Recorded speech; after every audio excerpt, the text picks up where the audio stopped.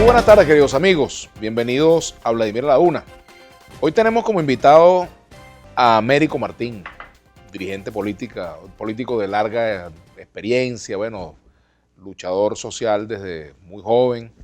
Fue parte de la resistencia contra la dictadura de Pérez Jiménez, joven dirigente primero de la Juventud de Acción Democrática, luego fundador del MIR, estuvo en la lucha armada, fue candidato presidencial, parlamentario, en fin. Bueno, es abogado, escritor, ha escrito varios libros sobre política y entre ellos, pudiéramos decir, sus memorias, ¿no? Está en proceso de dejar un legado con todas sus vivencias, no solamente en lo político, sino en las distintas facetas de la vida, ¿no? Y antes de comenzar el programa estábamos hablando un poco de lo importante que es la experiencia en la vida, Américo. Bienvenido, ¿ah? ¿Cómo estás, hermano? ¿Cómo te va, Américo? Gracias por venir al programa. Muy bien. Siempre es un gusto recibirte aquí. Sí, bueno, la experiencia es una cosa que se adquiere, vamos a decirlo, con el tiempo. Eso es como la vejez. La vejez es una enfermedad que se adquiere con el tiempo. Así es. Pero cuán necesaria es la experiencia, ¿no? De la vejez no se sale nunca, de la experiencia tampoco. Así es. No se vuelve a ser joven, ¿no? Bueno, el joven está en la edad de hacer cosas importantes, pero también en la edad de escuchar las voces de quienes ya han experimentado una vida que les permite acumular experiencia. Yo creo que él reúne esas características. Yo no lo veo mucho, la verdad se ha dicho, ni pertenezco a ninguna organización política que me permita estar trabajando cerca de lo que él hace o lo que hacen ellos. Pero yo lo respaldo por una serie de razones, algunas habrá que decirlas aquí en este excelente programa tuyo. Y lo respaldo y me parece que él se está desempeñando con coraje, con valor. ¿Te refieres a Juan Guaidó? Me refiero a Guaidó. A Guaidó y a la Asamblea Nacional. La Asamblea Nacional es prácticamente, chico, mira, el cimiento sobre el que se levantan las aspiraciones de Guaidó y la realidad de Guaidó en el mundo es la Asamblea Nacional. ¿Por qué?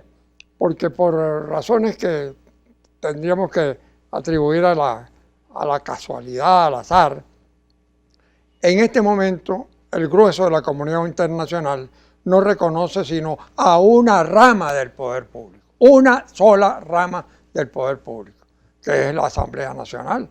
No reconoce la Asamblea Nacional Constituyente y buena parte no reconoce a Maduro como presidente porque considera que las elecciones del año pasado no fueron elecciones limpias y lo declaró desconociendo al gobierno de Maduro el 10 de enero de este año. O sea, el 5 de enero de este año se dio un paso muy grande adelante en función de la unidad, cuando fue respetado el pacto de renovación de la directiva, de donde salió una persona que no era conocida pública, pero que se ha hecho más conocido que todos los hombres públicos y mujeres públicas del país, que es Guaidó. Y al mismo tiempo se dio la unidad y se levantó la Asamblea Nacional, cuyo nivel de popularidad estaba muy bajo, porque fue objeto de una campaña inicua de desconocimiento y descalificación. Ese eje que allí se creó fue fundamental para que cambiara y tomara el aspecto que ha tomado ahora la política venezolana. Se empezaron a producir reconocimientos de esa decisión de la Asamblea Nacional y reconocimiento de la Asamblea Nacional.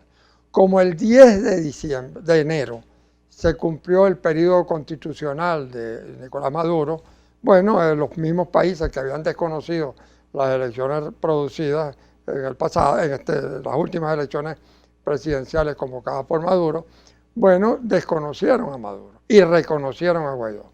Eso no significa sino el hecho de que en Venezuela se configuró un panorama totalmente inédito, que es dos presidentes, dos gobiernos, dos realidades enfrentadas, que deberían canalizarse las diferencias creadas allí a través de negociaciones y acuerdos, que es lo que en este momento está planteado en el país. Sin embargo, hay un hecho concreto y es que en Miraflores está Nicolás Maduro. ejerciendo la presidencia. Ese hecho concreto. En todo caso, ese hecho concreto también ha dado pie para que se dé un proceso de negociación en los cuales están involucrados no solamente el Grupo de Lima, está involucrado el Grupo de Contacto de la Comunidad Europea, sino de la Unión Europea, perdón, Estados Unidos y también Rusia, Cuba, etcétera. O sea, es decir, el conflicto político venezolano de alguna forma se internacionalizó. Exactamente. Y eso no había ocurrido nunca, ni siquiera en los periodos de presidentes con mayor vocación internacionalista, Rómulo Betancourt, por ejemplo, alcanzó a tener una influencia en los Estados Unidos y ni siquiera completa, sobre todo en el Partido Demócrata, con Adlai Stevenson y el propio Rockefeller.